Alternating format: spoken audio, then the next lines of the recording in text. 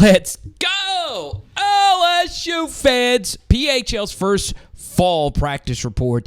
We're going to talk about this play at the end of the video, but I first want to get to the very important basics. Obviously, the big thing here is the major offensive line shifts. So, Braylon Moore, by the way, there was 2 back-to-back days of media viewing at practice, so I just waited to do our first report until 2 practices were in. Braylon Moore, obviously at center, left guard DJ Chester, left tackle Tyree Adams, and then you have Josh Thompson, the very hyped-up transfer, and Weston Davis. And then with the first team here, you have at tight end Bauer Sharp, number 10, and then number 6, Barrion Brown. Chris Hilton's also out here along with a guy that a lot of you know and love, Mr. Caden Durham, okay? You know, the first thing, you look at LSU, and so far you've seen them in spring, along with what you're seeing here. They're running a lot of counter run plays, and the other receiver there is Xavier Thomas, so not Aaron Anderson out there right now. You have, obviously, a little smash concept right there with Bauer Sharp. Obviously, you go back to the Malik and Jaden Daniels era. And here's a quick example of this being run versus one of the better defenses we faced in the BK era. Obviously, just depending on the coverage, you sometimes want to hit this, but we want to get explosive, baby. Bauer Sharp, obviously, you would be reading that outside corner. That play right there, probably a better zone beater, if anything, but it could work theoretically versus man coverage as well. So, based on what everyone has told me that's actually there, Garrett Nussmeier's looked really, really, really good. Obviously, he's throwing against air, and he throws a strike right there to Barrion Brown.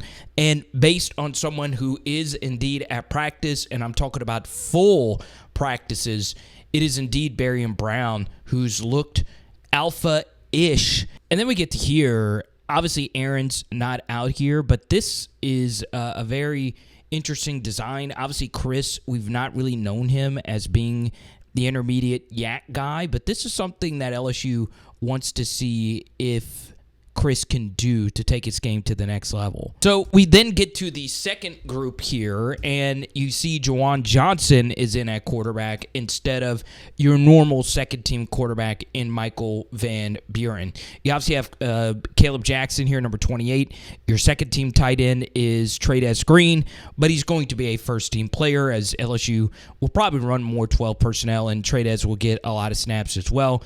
Then your backup center here is Braden Augustus, but he won't actually be the backup center. If Braylon Moore were to go out, it would be DJ Chester who kicked on over. Then you have the very experienced Bo Bordelon right there, Cohen Eccles at right guard, and then on the left side you have Paul Mabenga, number 65, and then at left tackle you have Carius Kern. Also, with the second-team offense, as you see Michael Van Buren come on in, you see number 2 out here, Destin Hill. Now, one thing that's very interesting is Jacques Doucet in particular has been tweeting nonstop about Destin Hill and what he's done at practice. This was a player who was in the same recruiting class as Brian Thomas, Jack Besh, and Chris Hilton, who's also on the team. And then to me, the most interesting part of this second team unit is that right there is track and field superstar who a lot of you have been asking to see play because of that speed. He's definitely an interesting player. You then get the inbreaker here to Destin Hill, and there you go.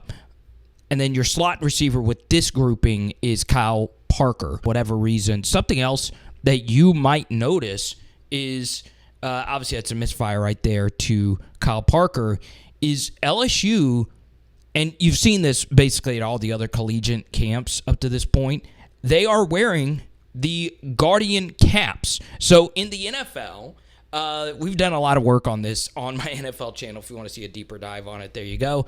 The NFL is forcing all players in practice outside of quarterbacks and specialists, because quarterbacks can't get hit in practice and specialists are specialists, you have to wear the Guardian cap. Now, what's interesting is in the NFL, this is where it gets complicated. There's actually 5 different types of helmets you can wear where you don't have to actually wear the Guardian cap. It could be up to 6 or 7 now, but it looks as if you're not a quarterback or a specialist, you have a Guardian cap on your head. Now, I want all of our ball knowers out there to give it your best shot if there is something you could pick up on basically every single play that we have seen up to this point. We then get to the third team offense here, and it's kind of sort of the first play that you saw that we're going to spend a lot of time on at the end of this.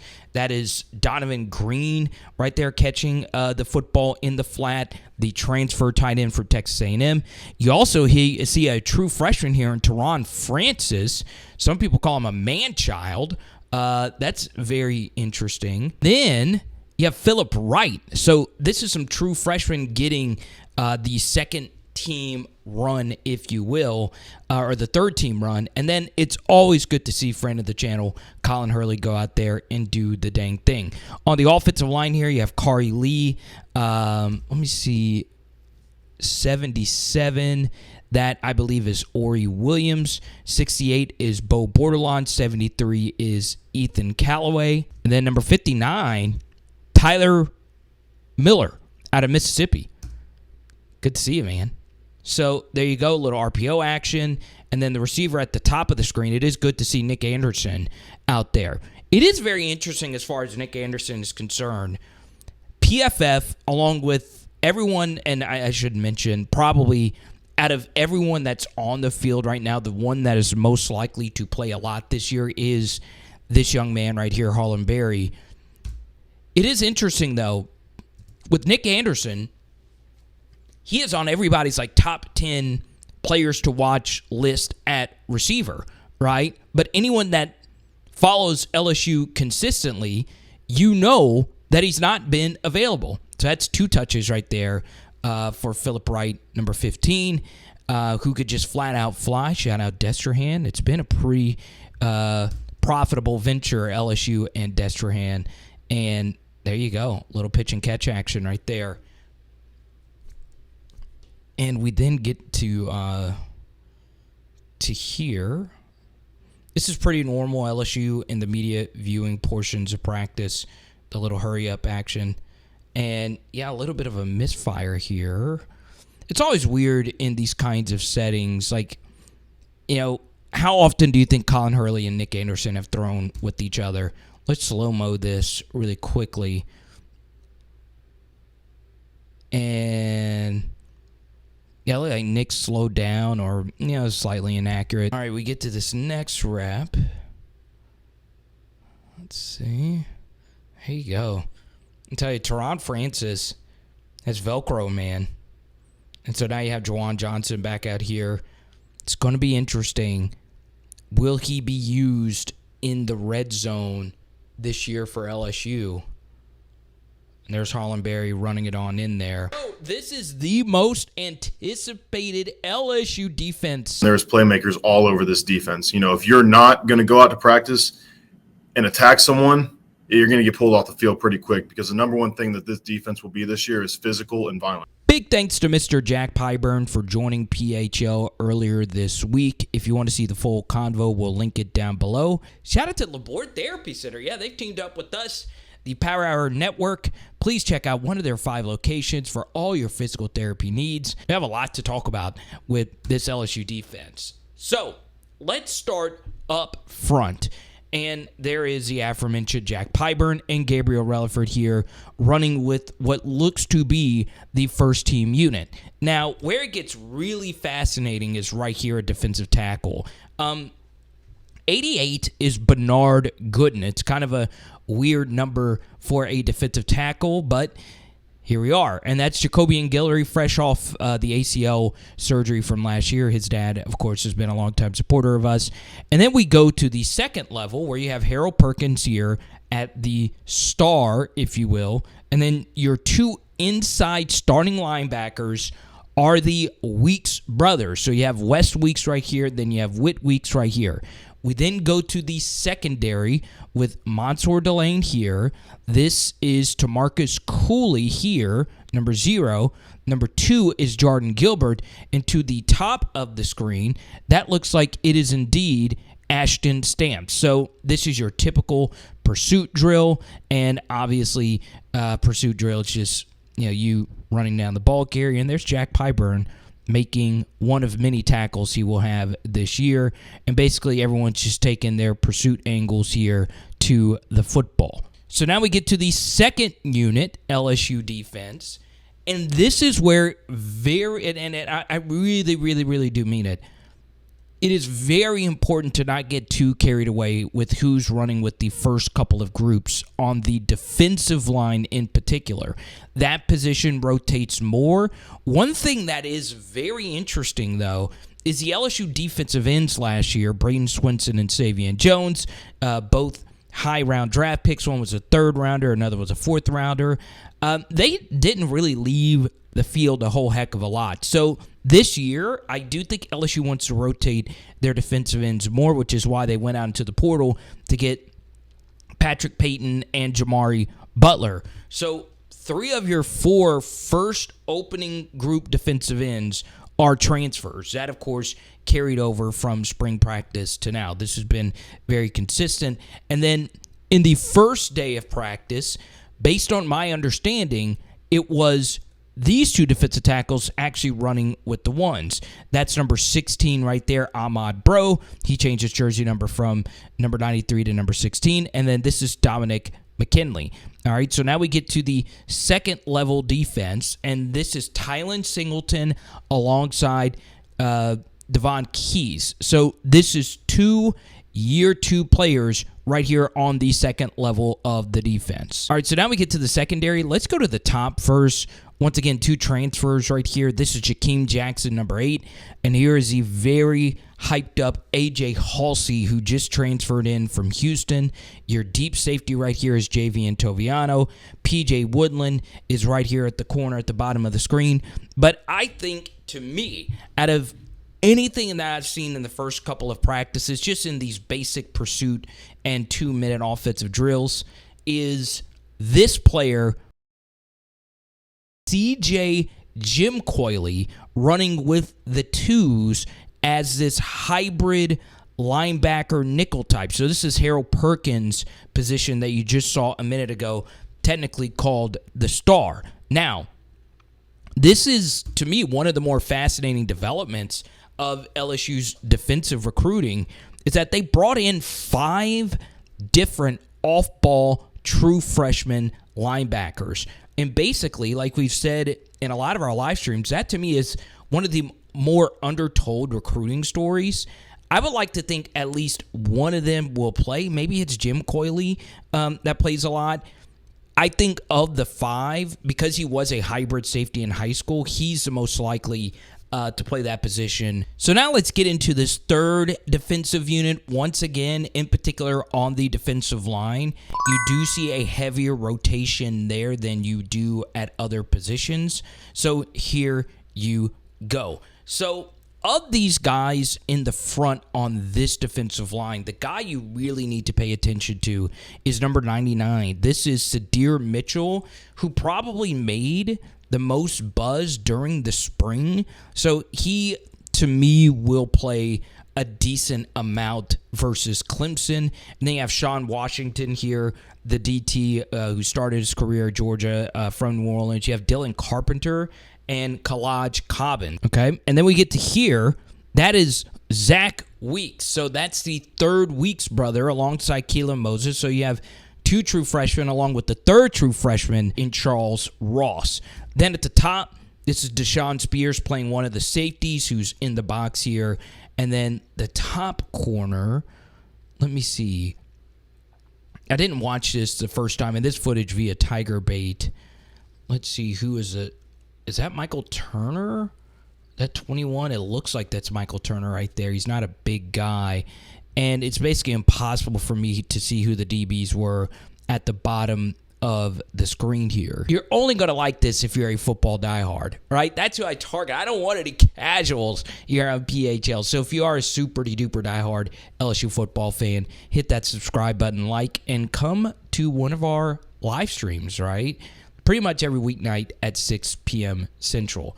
And Sundays as well. So you see this play in the background, and this split zone action has been so big for LSU. So LSU has run this tight end slip probably more than any other team in the SEC, and it's because they had a player like Mason Taylor. So this is out of a zone rushing scheme. Jaden decides to pull. It was the right decision, and Jaden has a decision here. He could tuck and run, or he could just throw this ball out into the flat, and obviously Mason Taylor ends up scoring this, but they didn't count it for whatever reason. They even replayed it, but he was clearly on the pylon right there for a tutty. And what's great about this play is that there's so many different ways you can disguise this, and because the tight end is a very disguisable asset, it could be really, really difficult to decipher what is actually going on. So USC obviously shut down our run game until John Emery went off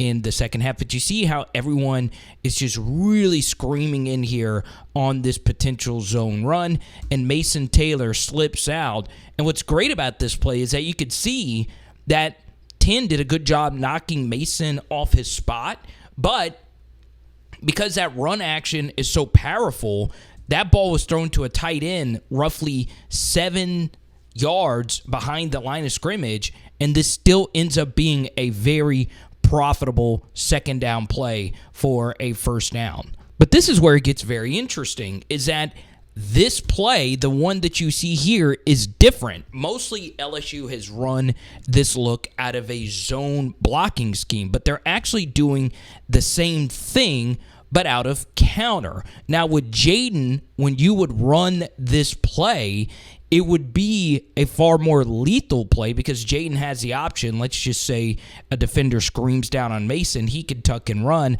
Obviously, that's not really Garrett's game. But where this gets really sexy is that because of this counter scheme, you can also throw it underneath right here to Caden Durham, right? If the linebackers are flowing over the top really heavily on a guy like Bauer Sharp, right? And this to me is more of a Sharp play than it would be a Trades Green play. But obviously Trades can run this as well. And LSU did try to run this play.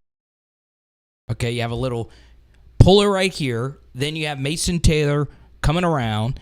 And I think LSU hit Mason on one of these a little bit earlier. I could be mistaken. But you could see that Garrett sees that if he throws this to Mason, it's going to be absolutely disastrous. So he works back to Josh Williams inside, that very sexy sidearm delivery here, and Josh drops it. And this could have been a big play.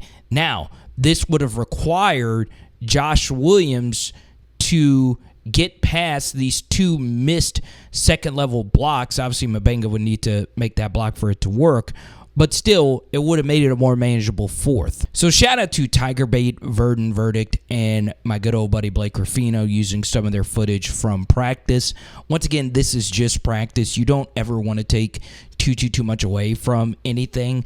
You know, I'm not going to get into, and we have some in this video, some of the things that are actually happening at practice, whose stock up and whose stock is down, because that's why we have live streams. Those things are changing almost every day. There's scrimmages and all of that. So that's why it's very important you come to the live streams. Everything that you had seen up to this point was from day 2 of practice. What you're looking at now is from day 1. And you could see a few differentiations, right? Obviously, Sharp is with the second unit, Trades with the first. So at a position like tight end, it is going to be nice next year to have more than Mason Taylor playing the traditional tight end. That's going to be great, especially if both Sharp and Trades can play on the field together at the same time, which I think they will be, and if both can actually give you something as a blocker, because all that stuff we just broke down becomes even more lethal if you don't know which tight end is actually going to get the ball there. So there you go. once again, I really appreciate everyone, and we'll talk to you soon. It is Power Hour LSU. Boom. And tonight, what are we doing tonight? There's Kyle and Billy out with the catch in the background. Tonight, we are doing steaks. Let's go.